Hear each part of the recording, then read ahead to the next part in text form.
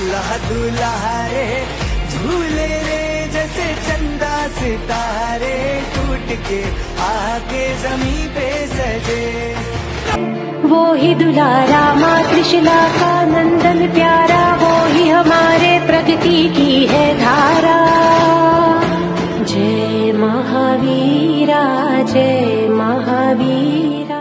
નમસ્તે, આજે હું મહાવીર જયંતિ વિષય પર થોડા શબ્દો રજૂ કરીશ. દર વર્ષે 31 માર્ચના રોજ મહાવીર જયંતિ ઉજવવામાં આવે છે. આ દિવસે જૈન લોકો દેરાસરમાં જઈને મહાવીર ભગવાનની પૂજા કરે છે અને તેમના ઉપદેશોને યાદ કરે છે. મહાવીર સ્વામીના જીવનના કેટલાક મહત્વપૂર્ણ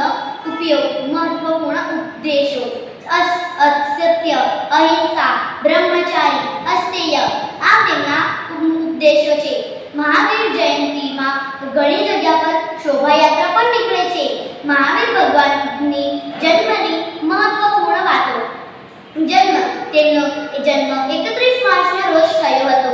ત્યાં તેમને 30 વર્ષની ઉંમરે ઘર અને પરિવારનો ત્યાગ કર્યો હતો. કષ્ટ સહન તેમને 12 વર્ષ સુધી કષ્ટ સહન કર્યો હતો.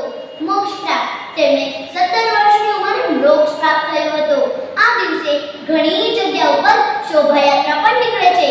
આ યાત્રામાં જૈન અને બધા ધર્મના લોકો જઈ શકે છે.